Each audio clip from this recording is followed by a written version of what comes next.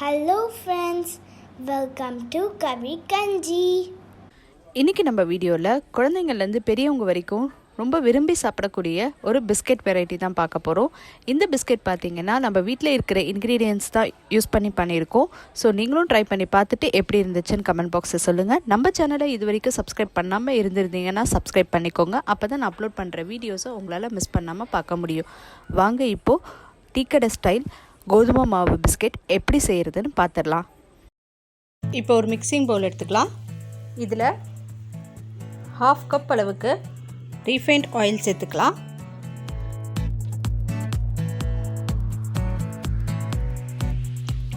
நீங்கள் எண்ணெய்க்கு பதில் பட்டர் இல்லைன்னா கீ கூட சேர்த்துக்கலாம்.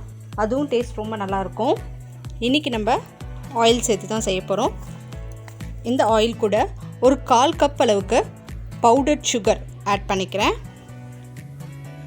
ஒரு 1/2 ஸ்பூன் அளவுக்கு வெனிலா எசன்ஸ். உங்ககிட்ட வெனிலா எசன்ஸ் இல்லை அப்படின்னா நீங்கள் ஏலக்காய் தூள் கூட சேர்த்துக்கலாம். இது ஆப்ஷனல் தான். இப்போ இது எல்லாத்தையும் நல்லா மிக்ஸ் பண்ணிக்கலாம். நம்ம பவுடர் சுகர் ஆட் பண்ணுறதுனால நமக்கு சீக்கிரம் கரைஞ்சிடும். அதனால தான் பவுடர் பண்ணி சேர்க்குறோம்.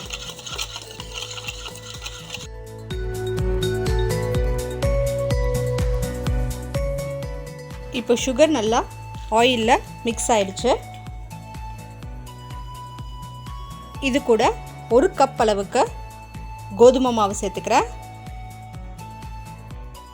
1/4 ஸ்பூன் பேக்கிங் சோடா,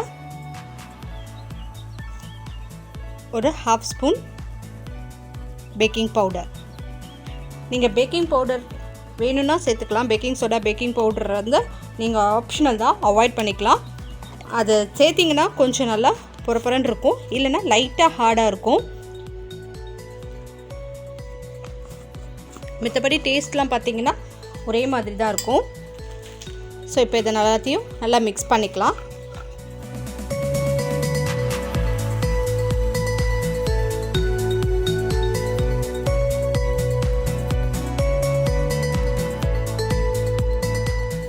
கை வச்சு நல்லா பிசைஞ்சு விட்டுக்கோங்க. தண்ணிலாம் சேர்க்கணும்னு அவசியம் இல்லை.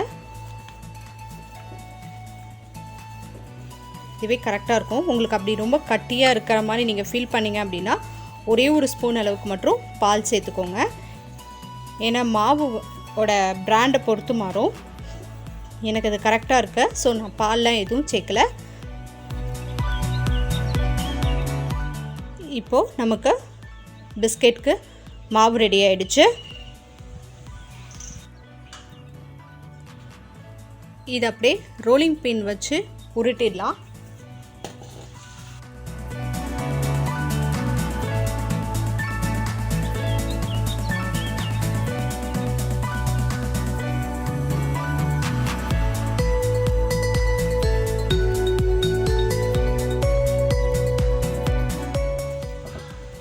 ஒரு முடி இல்லைன்னா ஒரு சின்ன கப் இந்த மாதிரி வச்சு கட் பண்ணிக்கோங்க. ஒரு 1/2 இன்ச் அளவுக்கு திக்னஸ் இருக்கணும்.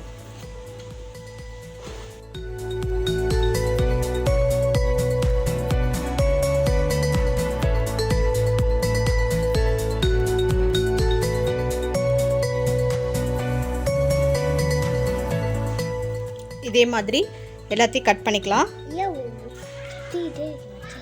குக்கீஸ்லாம் நல்லா அழகாக ரவுண்ட் பண்ணி நம்ம கட் பண்ணி வச்சுருக்கோம். இதை நான் அவனில் 160 டிகிரி செல்சியஸில் ஒரு 15 மினிட்ஸில் பேக் பண்ணி எடுக்க போகிறேன்.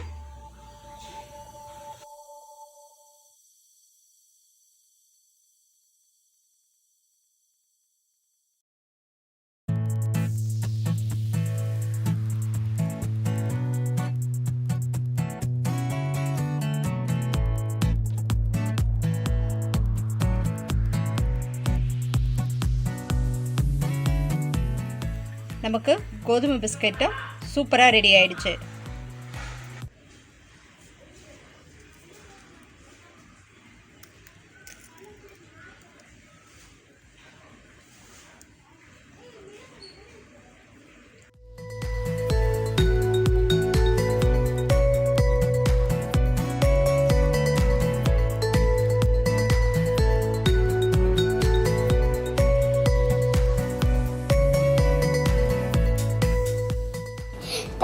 for watching this video. உங்களுக்கு இந்த வீடியோ பிடிச்சிருந்துச்சுன்னா லைக் பண்ணுங்க, ஷேர் பண்ணுங்க, கமெண்ட் பண்ணுங்க.